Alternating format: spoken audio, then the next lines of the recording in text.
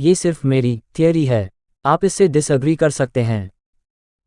यदि जीवन शुरू हुआ तकरीबन 1 अरब साल पहले, हमें 4 लाख साल पहले तक रुकना पड़ता है पहले नर्व सेल का पतन देखने के लिए। यहां से ही जिससे हम वाकिफ हैं वो जीवन शुरू होता है। दिमाग जो बना केवल कुछ मिलीग्राम में, अभी तक इंटेलिजेंस का कोई चिन्ह देखना मुमकिन नहीं है, बिल्कुल मुमकिन नहीं है। यह ज्यादा काम करता है रिफ्लेक्स के रूप में। एक न्यूरॉन आप जिंदा हैं, 2 न्यूरॉन आप चल रहे हैं, और ऐसे ही चलने से दिलचस्प चीजें होने लगती हैं।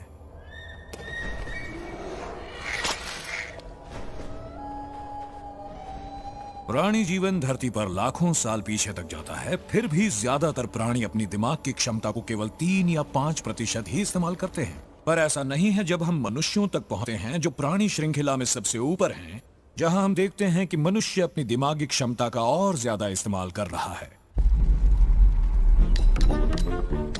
10% शायद ज्यादा न लगे, पर हमने जो किया है इस हिसाब से ये कहीं ज्यादा है।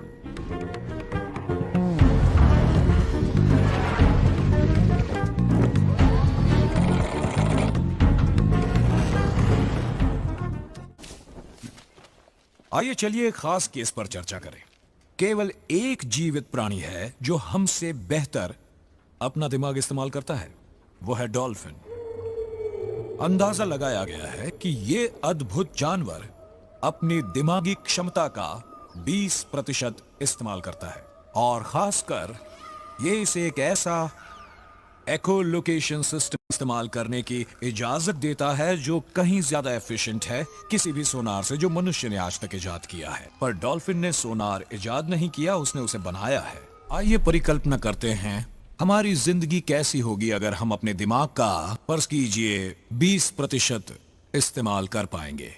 सबसे पहले तो यह हमें पूरी जानकारी और नियंत्रण देगा हमारे अपने शरीर पर। सर, हाँ, क्या ये साइंटिफिकली साबित हो चुका है? इस क्षण तक तो ये बस परिकल्पना ही है। ये मानव शरीर में कहीं ज्यादा कनेक्शंस है, आकाश गंगा के तारों से भी ज्यादा। हमारे पास एक महाकाय नेटवर्क है इंफॉर्मेशन का, जिस तक हमारी कोई पहुंच नहीं है। सर, हाँ, और अगली स्टेज क्या होगी? खैर, अगली स्टेज होगी दूसरे लोगों को कंट्रोल करना, और उसके लिए कम से कम हमारी पहुंच हमारे दिमाग की 40% क्षमता तक होनी चाहिए। अपने को और दूसरों को कंट्रोल करने के बाद आएगा मैटर को कंट्रोल करना। पर अब हम साइंस फिक्शन के संसार में दाखिल हो गए हैं, और हमें चांद को निहारने वाले उस कुत्ते से ज्यादा कुछ नहीं पता। एक्सक्यूज मी सर, कहिए। क्या होगा अगर हम नजरअंदाज करते रहें किसी कारण से, और कोई अनलॉक कर दे अपनी दिमागी क्षमता का 100%? 100%? जी हाँ सर। मुझे कोई अंदाजा नहीं। अभी अभी जो आपने क्लिप देखी वो एक हॉलीवुड मूवी लूसी का है। ये साइंटिफिक थियरी है कि इंसान अपने दिमाग का सिर्फ 10% तक ही यूज करता है, क्योंकि अल्लाह ने इसकी इतनी ही हद बनाई है। लेकिन जब इससे ज्यादा यूज होता है तो एक बुद्धिस्ट लामा बैठे बैठे बिना किसी सहारे के हवा में उड़ जाता है। कोई सिर्फ आंखों से देखकर किसी चीज को उसकी जगह से हिला देता है, और कोई सिर्फ शक्ल देखकर कोई क्या सोच रहा है ये बता देता है। तो ये कोई विलायत पा जाने के नतीजे में नहीं होता, ना ही इसका किसी खास धर्म से कोई ताल्लुक है, बल्कि अल्लाह ने इंसान के दिमाग की जो खास खासियत पैदा की है उसकी वजह से होता है।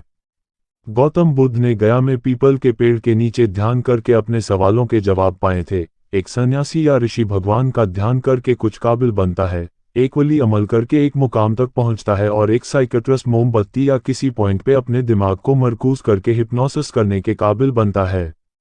जो जितना ज्यादा अपने दिमाग के हिस्से को यूज करता है उतना ज्यादा कंट्रोल पाता है। तो ये कोई वली या ऋषि हो जाने की वजह से नहीं होता, बल्कि दिमाग के उन हिस्सों के एक्टिवेट हो जाने की वजह से होता है जिसका आम इंसान कभी यूज ही नहीं करता।